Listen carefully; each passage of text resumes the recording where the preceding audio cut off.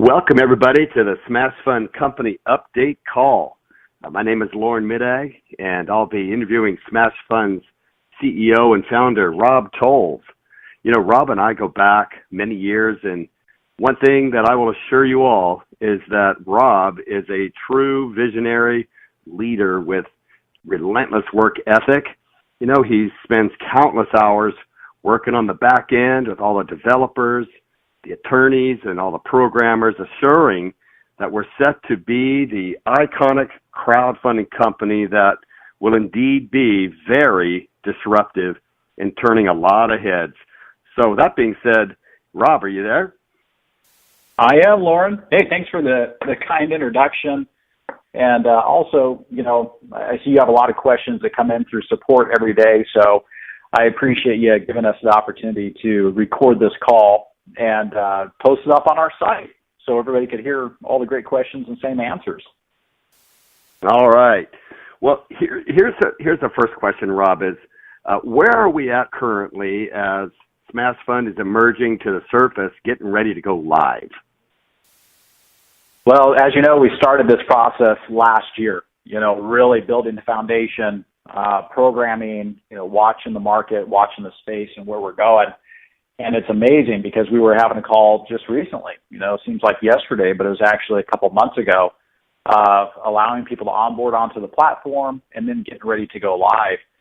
And that's where we're at. Now, instead of being a couple months away, we're a couple weeks away. And so finally, you know, after all this work and all the people that work behind the scenes to make this happen, you know, just all the legal that goes into everything, you know, programming, so on and so forth, everything's now getting ready to come to fruition. So now we're finally within the window, right? End of June, early July, and we're on target. It's exciting.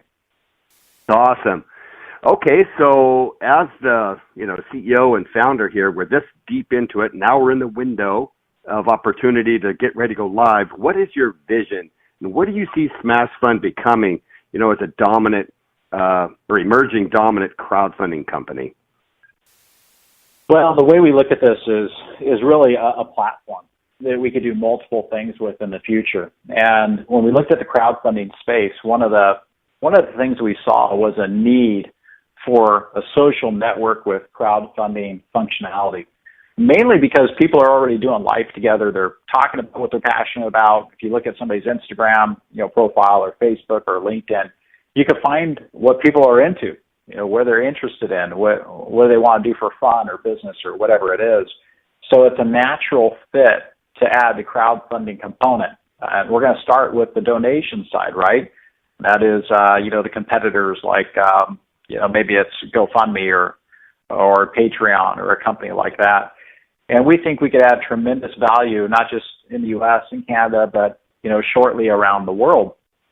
Because we know one thing, every single person on this planet has a project or a passion that they would like to fund. But it's really hard to find a platform out of the many platforms out there that allow you to stay anchored in to all of your connectivity, all those relationships you've met, and continuing to update people on, you know, how your funding goals are, or to sit a little bit, build all that connectivity, and then when you're ready to actually fund something, you have that built-in network that's there waiting for you. And that does not exist. And we're excited to be the first guys to roll that out with our version 1 here in a couple weeks. Great. Well, that leads me to this next question is, you know, how does Smash Fund compare? Because I get a lot of people, you know, giving me information they know about the other crowdfunding companies. So I think I'd like you to address how does Smash Fund compare to all the other, you know, I think there's 1,200 companies, crowdfunding companies in the world. So how do we compare, and what sets us apart? You know, there are so many different aspects to almost every company. There's one major thing I'll talk about in a second. But first of all, that's a lot of different models, right? I mean, you have donation-based and rewards, regulation, right, or sometimes called equity-based crowdfunding. So it is an exciting market, and it's really become more exciting over the last few weeks than we even thought possible, basically because of the appetite around around the regulation-based crowdfunding. We will be entertaining that in the near future. But we start off on the donation side, and then we look at that and say, how can we be better than anybody else in this space? What are some of the complaints with other companies? Maybe the higher, maybe back-end fees they have, or time limits or goal requirements and all of that. And for us, we believe that there is a massive need for people to get funded through a revenue share model. And that's what we provide. I think our besides being the competitive advantage for waiving those back-end fees and time limits and goal requirements, there's no yearly contracts and all that, but actually taking up to 80% of our revenues and pushing it back out to our user base for building that connectivity. And so if you look at crowdfunding as a whole, you could see up to an 89% failure rate, depending on the platform. And so we thought, how great would it be, us as a company, to come alongside our user base and be the biggest funder? If they help us build this user base, and this turns into hundreds of thousands and millions of people around the world, what better way to spend our entire marketing budget but to actually pay the users for building out that connectivity? So in essence, we become the biggest backer. Somebody might not be able to get backers from the public to care about their project or their passion, right? We've all seen those. We've seen a lot of different things posted, and we're like, I don't know. I don't really want to give money to that, or maybe I don't care about that cause too much, and, whatever it is. And that's okay. Not every project or passion is for everybody in the public. But we look at that and say, but I'll tell you what, you might not be able to get backers from the public, but if you help us build our user base, if you're sending out your invite code that we've given you, and your profile starts to go viral with all these other users coming on that have used your invite code, we will share our revenues with you, essentially becoming your residual backer every single month. And that's what we're excited about. There's no comparison between us and the other companies out there. We will be the first and only company out of over 1,200 in the crowdfunding space around the world that acts as our users' biggest backer and revenue shares, period. And we did that by having that subscription model and waiving all the crazy back-end stuff that some of the other guys do. So I hope that makes sense, but it's pretty exciting. Yeah, absolutely. Which leads me actually to the next question, Rob. And, many people will ask as we talk about this and we talk about a subscription fee, many will ask, well, why do I want to pay that monthly subscription to be a part of Smash Fund when there's a lot of other companies that, they say they're free? So what is the value of the subscription fee here at Smash Fund? Yeah, we found out real quick that free is not always better, right? There's a reason why it's free. And something can be free all day long, and you cannot be successful at it. And that's what we saw with a lot of campaigns out there on crowdfunding platforms right now. There's a lot of people that utilize those free platforms, and they don't raise a penny, and there's only so much you can do with that. And we've been a big fan of watching LinkedIn Premium, for example. You have a package with LinkedIn or a few packages to where, the more you're paying for that monthly subscription, the more benefit you're getting. And we love that because if you start to dig into what they offer, it's super cool. I mean, they're given all kinds of, more connectivity and more visibility, or maybe it's job search or whatever it is. And we think that is needed in the crowdfunding space desperately, because if somebody doesn't have the right backer connections to get funded, what do? I mean, it's the most exciting space right now out there. So what do they do to enjoy that space? And we know that if we have a subscription-based model and we're able to waive all the crazy things that some of these other companies do, then we could come alongside and help back everybody as a company, And so it's really the new share economy, right? It's what Uber's doing. Uber's sharing up to 80% of their revenues back out to their drivers. You look at companies like Airbnb. All these great companies are sharing their revenues with their user base, and we're excited. We're excited to be the first company in that space to do it. So, hands down, our monthly subscription model for waiving all the nonsense on the back end it's worth gold. It really is. Not to mention the fact that we're pushing out up to 80% of it back out to our users, it's priceless, absolutely priceless. Well, that's awesome. And I know you and I have talked about putting up on the website comparisons about how we, comparing apples to apples, how we compare. So I think that's going to be a great tool to have on the website, showing exactly where we stand in comparison to the other companies. So that's going to be great. Okay, so here's the next question, Rob. What are the international plans? How soon do you see the expansion of the countries? I know right now we're going to be U.S. and Canada immediately as we go live, but how quickly do you see international expansion? Well, it was something that we were looking at really for Q4 and Q1 of next year. And there's a lot of reasons for that. Specifically when we talk about regulation-based, I mean, there's a lot of legal that happens in the background, compliance, all that good stuff. But realizing that we're starting off on the donation side, it's not as regulated, which means we've been able to build a lot of technology around that, set up a lot of different banking relationships, compliance relationships, payment solutions for international right out of the gate. So even though we're not going to launch outside of the U.S. and Canada right away, we've gone ahead and moved that up months and months. So without getting into all the different countries we're going to roll out on this call, we're now looking at end of Q3 to start pulling the trigger of opening up different countries and territories. And it is our goal to really push a different country almost every single month once we start that process.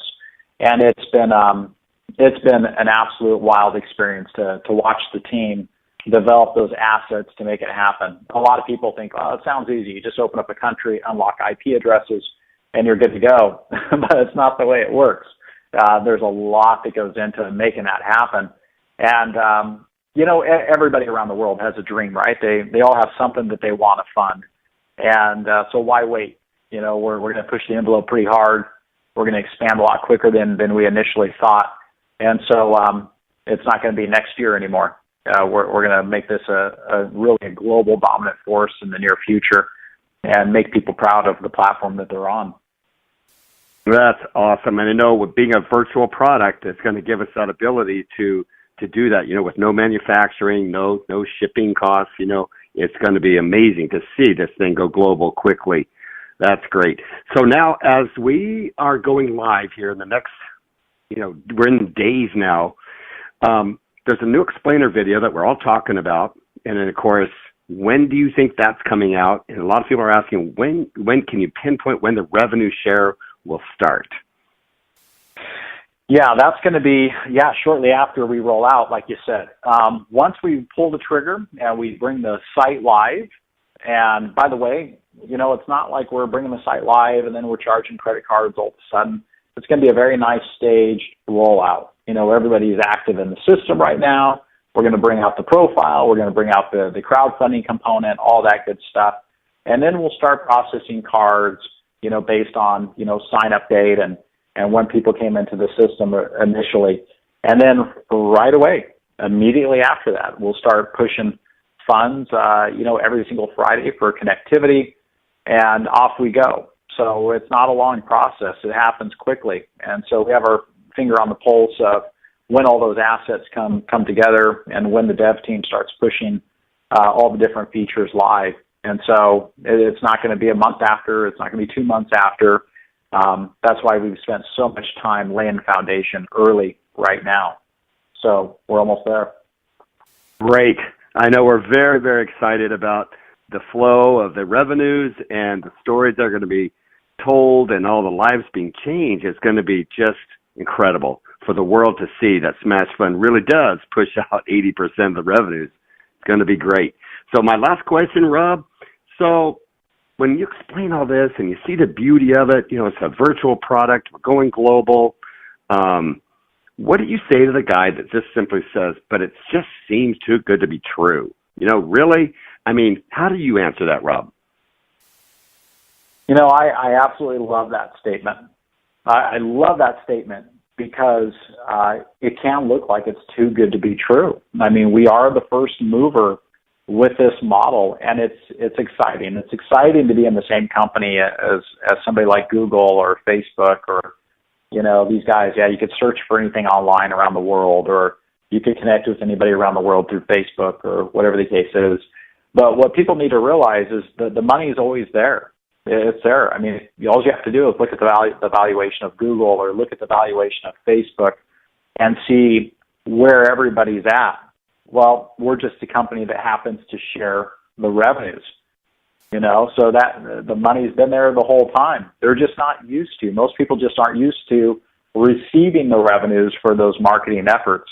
Although we do get a lot of emails, a lot of calls from affiliate marketers, people that do this for a living. They drive traffic to different credit card companies or Groupon or whoever it is, and they get it. They get it right away because they've been doing it for years for different companies. But it's usually not open to the public. And so we're excited to deliver something that is too good to be true. But welcome to getting rewarded for your efforts, though, of building connectivity.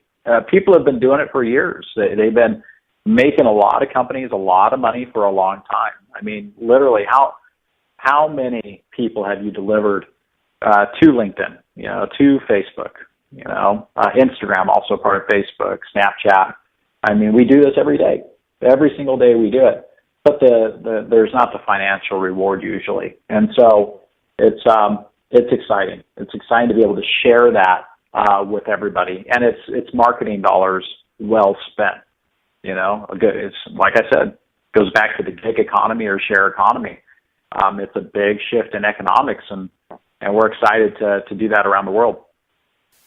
It's interesting, Rob, because when you hear how many billions of people are in Facebook and how much Facebook is worth, and you look at Instagram and you look at those companies in Uber example, and the generated income of those companies, they don't share them in the revenues. And so when you talk about Smash Fund being a disruptive model, I think that's exactly what we are when you start talking about revenue sharing and how it's really set up to share out so much revenue to the users. Mm-hmm. And that's what most people have a hard time believing is like, why would you do that? But that's just how Smash Fund is set up, right? Well, it makes sense. And we've been students of watching companies be super successful with it, like Uber, right? Like Lyft. I mean, it just makes a lot of sense. And those companies are great. I mean, where would we be without Google, without Facebook? I mean, they're brilliant companies. They add huge value to everybody's lives. This just isn't their model. They don't need to do what we're doing. They have different ways of bringing users to their platform, and that's awesome. This just so happened to work for us. It's a perfect marriage between social networking and crowdfunding. We saw this need about a year and a half ago after reading an article that there was up to an 89% failure rate in crowdfunding. And why was that? Everybody has something that they want to fund, but the truth of the matter is just not everybody's interested in funding each other, right? You can only split a dollar so far. We just happen to find a really great niche for us to be able to come in, share our revenues, and help everybody fund what they're passionate about. And it just doesn't exist in anything else. So I say, first and foremost, coming into, being a social platform with that crowdfunding functionality is absolutely tremendous. And then we'll add more and more features. Who knows what this platform will become, right? But we're excited. We're excited for the shapes that it will take, and really more excited about the lives that are going to be changed. Most people, they're in a situation right now to where maybe they're working a lot and they can't cut back to start their own business, or they do have a financial need, whatever that is, and the dollar's not going as far. And so whether that's helping somebody out at the tune of a few bucks a month or hundreds a month or thousands a month, we want to be that company that says, thank you so much for building our platform, for building our user base, and it's only fair for us to share our revenues for making that happen. And that's also why we're a PBC, right? We're a public benefit corporation. And so it's just, it's a great blessing for me to be able to provide these assets, but it really comes down to how great our team is. I've just done a good job surrounding people that are just better at everything than I am. right? We just have a great team to bring this to fruition. So off we go. Here we are. Now we're days away, not months away, and then we'll be talking about international expansion and different features, and I mean, we're starting low level here. I mean, we're getting ready for version 1 before anybody around the world's even heard about this. And congratulations everybody for being a pioneer.